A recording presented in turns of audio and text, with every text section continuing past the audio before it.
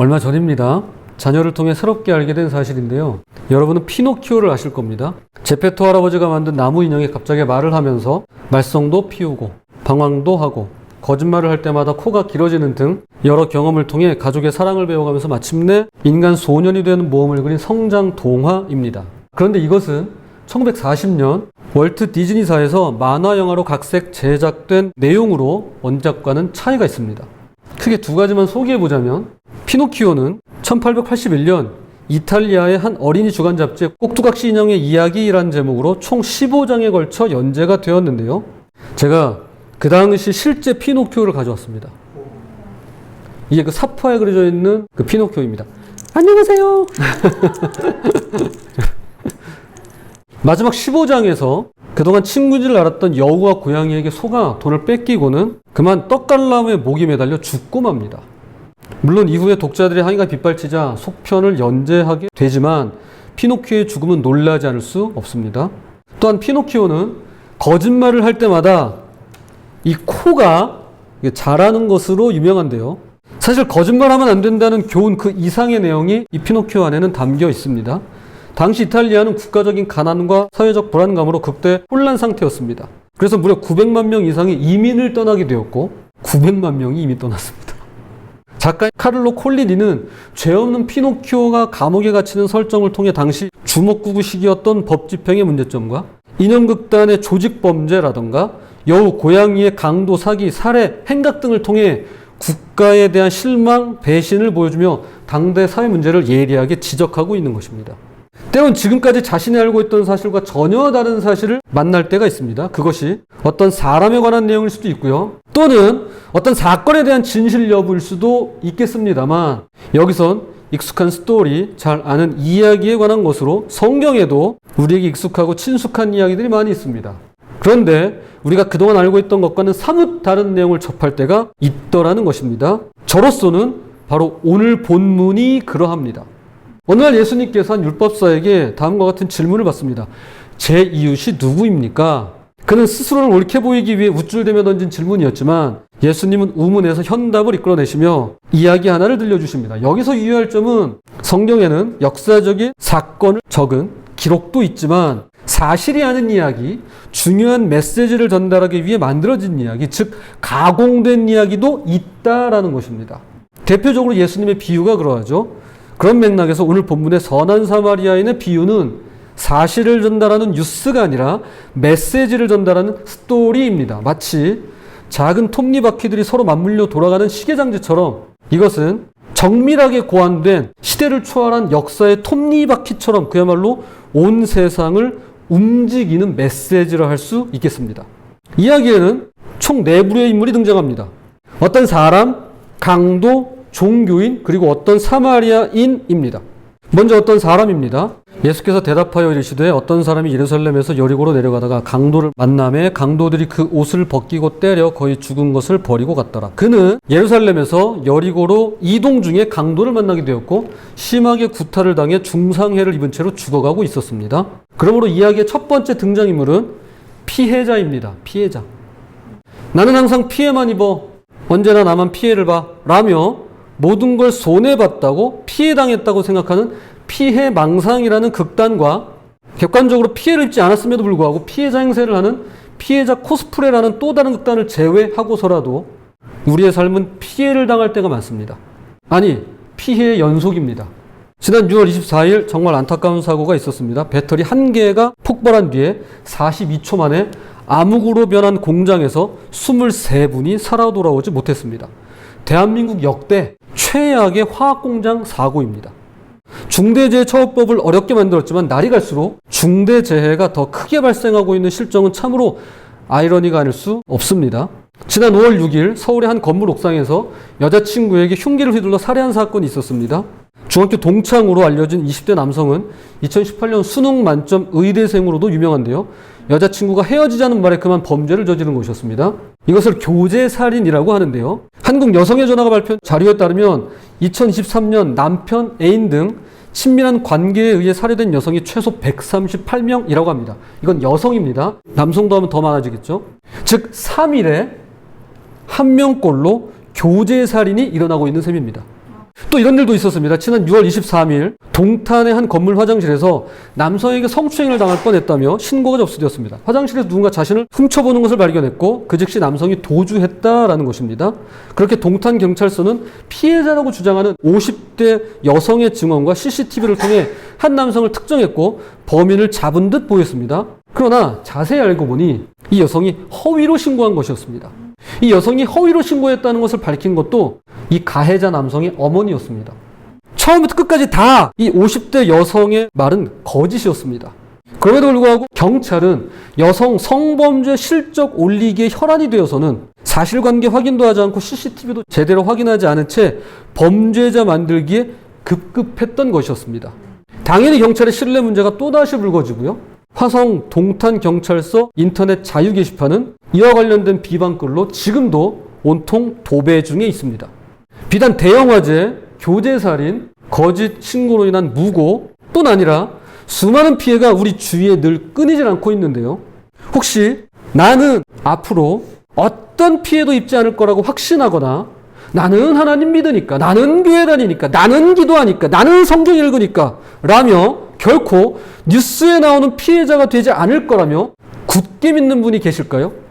물론 그런 기대라면 얼마든지 할 수도 있고 또한 이것을 위해 기도도 해야겠지만 어떤 종류의 피해든 피해 그 자체를 피해갈 수 있는 사람은 아무도 없는데요.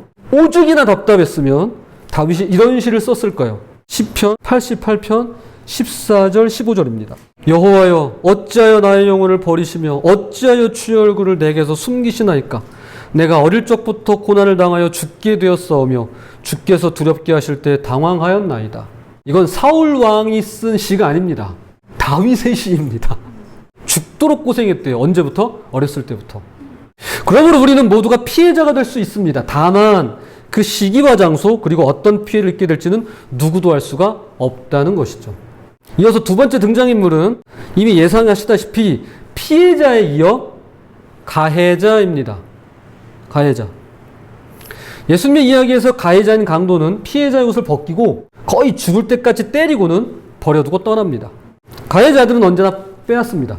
의도하든 의도하지 않든 우발적이든 계획적이든 그것이 재물이든 관계든 존엄성이든 심지어 생명이든 모든 걸 빼앗습니다.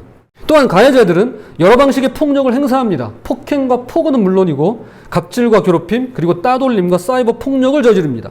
끝으로 결국 나 몰라라 하며 버립니다. 더 이상 관계 없다는 것인데요. 나는 너에 대해 아무 의무도 책임도 없으며 가치도 의미도 쓸모도 없어진 만큼 너를 버리고 지우고 그 존재를 부정하겠다는 것입니다. 이러한 세 가지 패턴은 각각 또는 동시에 가해의 형태로 나타나게 됩니다. 성경엔 수많은 가해자들이 있습니다. 빼앗거나 무력을 행사하거나 더 이상 관계없으니 버리는 자들입니다. 이들은 에덴 동산에 죄가 들어온 직후부터 나타나기 시작했는데요. 가인은 아벨의 생명을 빼앗았습니다. 들판에서 쳐 죽이고 버렸습니다. 야곱은 형 에서의 장자권을 빼앗았습니다. 라반은 야곱에게 줄 봉급을 빼앗고 노동력을 착취했습니다. 야곱의 아들 시몬과 레위를 비롯한 11명의 형제는 하몰의 성읍을 몰살시키며 모든 남자들의 생명을 빼앗고 전 재산을 갈취했습니다. 모세는 이집트 관리의 생명을 빼앗고 버렸습니다. 다윗은 우리아 장군의 아내를 빼앗고 그것도 모자라 그를 적진에 버려두어 생명을 빼앗았습니다.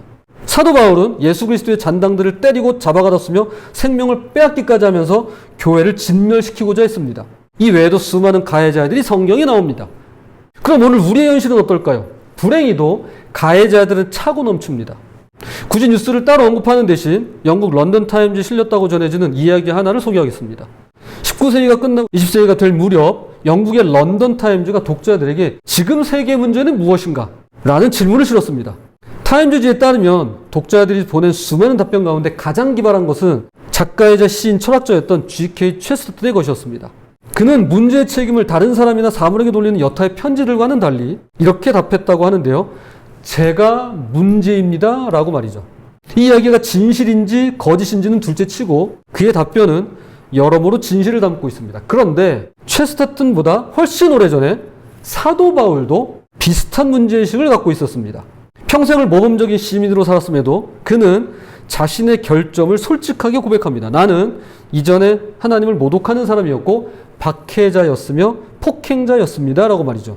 즉 스스로를 가해자라고 밝힙니다. mit보다 모든 사람이 받을 만한 이 말이여 그리스도 예수께서 죄인을 구원하시려고 세상에 임하셨다 하였도다. 죄인 중에 내가 괴수니라. 여기서 괴수란 우두머리, 두목이란 뜻으로 공공의 죄인 1호, 가해자 1호임을 스스로 인정하고 있는 것입니다. 바울은 이 세상의 문제가 무엇인지 정확하게 알고 있었습니다. 그것은 바로 나라는 것입니다. 이것은 지금까지도 그래왔고 앞으로도 그럴 것입니다. 이 세상의 문제는 나입니다.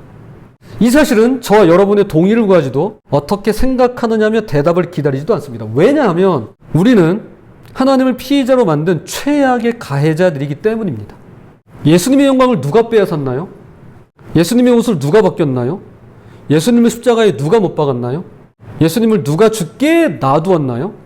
오늘이든 내일이든 언젠가 본인이 가해자임을 뼈저리게 깨닫는 날이 되면 이 질문에 아무런 대답도 할 수 없음을 알게 될 것입니다. 그러므로 우리는 모두 피해자이며 동시에 가해자입니다. 그것도 최악의 가해자인 셈입니다. 이어서 세 번째 등장인물은 방관자입니다. 방관자. 그냥 지켜만 보는 방관자입니다. 어떤 사람이 강도를 만나 길바닥에 버려진 채로 죽어가고 있습니다. 때마침 두 사람이 그 길을 지나게 됩니다. 마침 한 제사장이 그 길로 내려가다가 그를 보고 피하여 지나가고 또 이와 같이 한 레위인도 그곳에 이르러 그를 보고 피하여 지나가되 이들은 청중의 기대에 부응할 만한 자들로 비단 하나님을 믿는 신앙인일 뿐 아니라 정치인이자 법조인이며 엘리트 집단의 일원으로 사회를 이끌어가는 지도자들이었습니다. 그러나 예상은 보기 좋게 빗나갔고 하나님께 선택받고 이스라엘 민족을 대표하는 제사장과 레위인은 그 자리를 서둘러 피합니다. 당시 성경인 모세 오경에는 죽은 사람을 만져서는 안 된다 라는 율법이 있었습니다. 하지만 모세 오경 외에 시편 잠언 전도서 같은 시가서나 열왕기 역대기 같은 역사서 그리고 이사야 예레미야 외에 여러 선지자들이 쓴 선지서가 있었는데요. 그 안에는 피눈물 흘리는 자를 긍휼히 여기라는 율법의 정신이 담겨 있었건만 이 레위인과 제사장은 율법의 정신을 애써 무시하며 그대로 지나쳐버린 것이었습니다. 2022년 5월 11일 오전 6시경 서울 구로구의 한 아파트 앞 길가에서 중국 국적의 40대 남성이 아무 이유도 없이 60대 남성을 폭행해 숨지는 일이 있었습니다.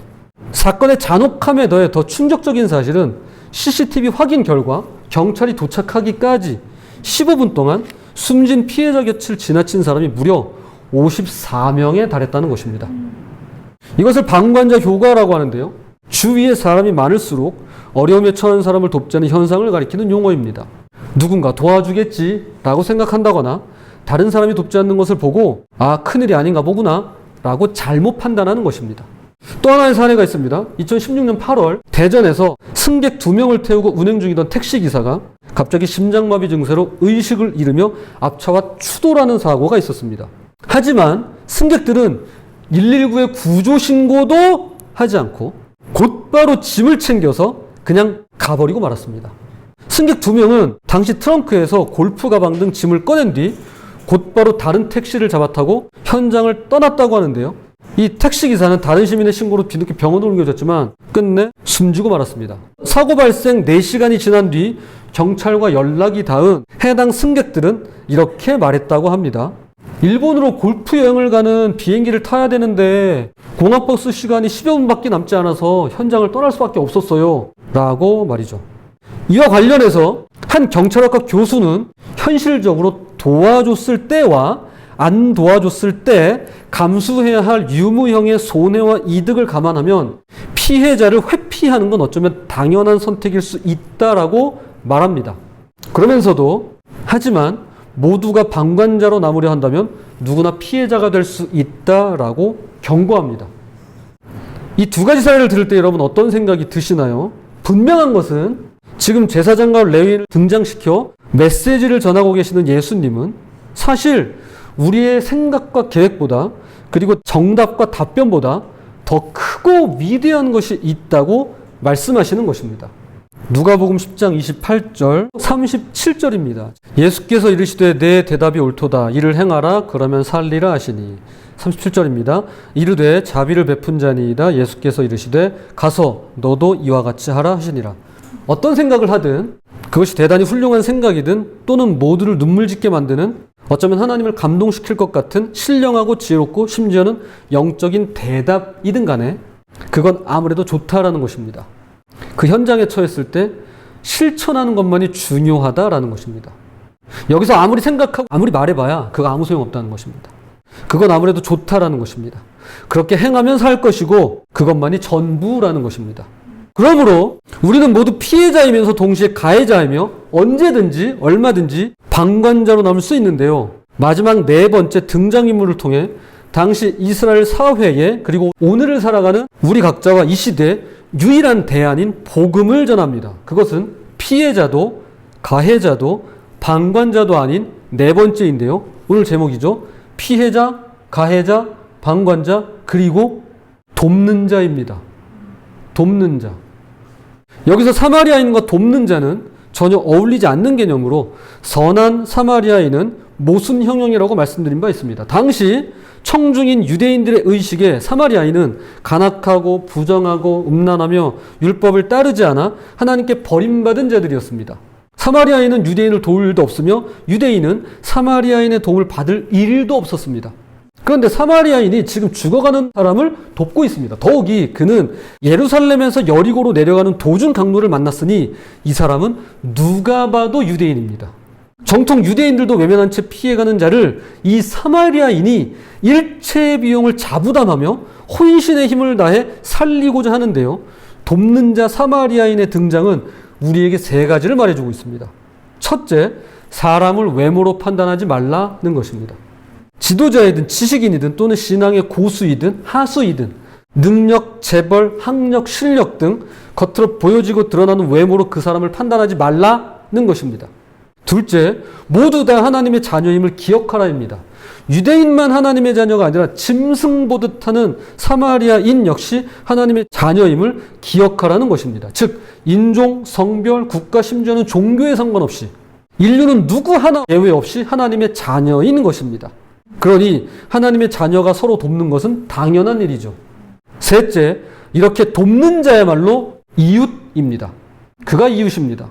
그러므로 예수님께서 말씀하시는 자비를 베푸는 이웃이란 바로 사람을 외모로 판단하지 않고 모두가 차별 없는 하나님의 자녀임을 인정하며 돕는 자라는 것입니다.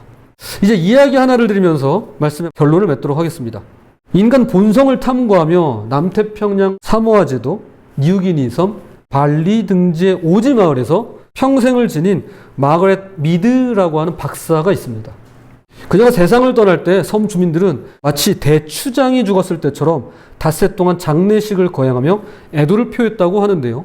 그래서 그녀의 별명이 인류의 어머니입니다. 이런 그녀가 살아생전 강의 도중에 한 학생으로부터 다음과 같은 질문을 받았습니다. 교수님, 문명의 첫 증거가 무엇인가요? 여러분 무엇이라고 생각하시나요?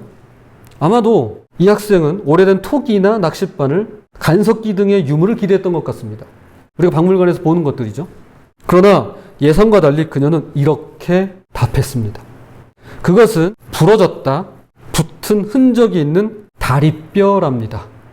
그것은 부러졌다, 붙은 흔적이 있는 다리뼈랍니다. 계속 설명을 이어갔습니다. 만약 당신이 동물의 왕국의 주민인데 다리가 부러졌다면 당신은 죽을 수밖에 없습니다. 위험으로부터 달아날 수도 없으며 물을 마시러 강에 가거나 사냥을 할 수 없지요. 당신은 그냥 다른 짐승들을 위한 고깃덩어리에 불과합니다. 동물은 부러진 다리로 살아남을 수 없거든요. 하지만 부러졌다, 붙은 흔적이 있는 다리뼈는 누군가 그 사람이 치유될 때까지 곁에서 도와줬음을 말해줍니다. 그러므로 누군가 곤경에 처했을 때 그 사람을 돕는 것이 바로 문명의 시작인 것입니다. 머리 검은 짐승, 인간이죠. 머리 검은 짐승, 저는 좀 하얘요. 머리 검은 짐승, 인간이 비로소 사람답게 살 수 있는 길이 여기 있는데요. 서로 돕는 자로 살며 이웃이 되는 것입니다. 그런데 그보다 앞서 내가 돕는 자로 살아갈 수 있도록 그리고 자비를 베푸는 참된 이웃이 되도록 나를 응원하고 격려하며 처음부터 언제나 우리를 돕는 분이 한 분 계십니다. 개역 한글입니다. 하나님은 나의 돕는 자시라 주께서 내 생명을 붙드는 자와 함께 하시나이다. 예, 그 돕는 자란 바로 하나님입니다. 돕는 자란 하나님의 형상 중 하나로 애초에 사람은 그분의 형상대로 지음받은 돕는 자입니다. 그래서 하와를 가리켜 돕는 배필이라고 쓰였죠. 여기서 쓰인 히브리 단어가 똑같이 에제르입니다. 이것은 하나님의 형상입니다. 그러므로 당신은 사랑받기 위해 태어난 사람일 뿐만 아니라 당신은 사랑받기 태어난 사람일 뿐만 아니라 오늘 말씀에 따르면 우리는 서로 돕기 위해 지음받은 그분의 자녀임을 잊어서는 안 되겠습니다. 우리는 서로 돕기 위해 지음받은 아무튼 네. 잊어서는 안 되겠습니다. 우리는 피해자, 가해자, 방관자의 모습으로 그 안에서 반복되는 저마다의 삶을 살 수도 있을 것입니다. 그러나 다른 선택지가 있는데요. 부디 그분의 형상을 따라 돕는 자가 되어 다정한 이웃, 참된 이웃, 그리고 자비를 베푸는 성경적인 이웃으로 살아가시는 저와 여러분이 되시기를 주님의 이름으로 축복합니다.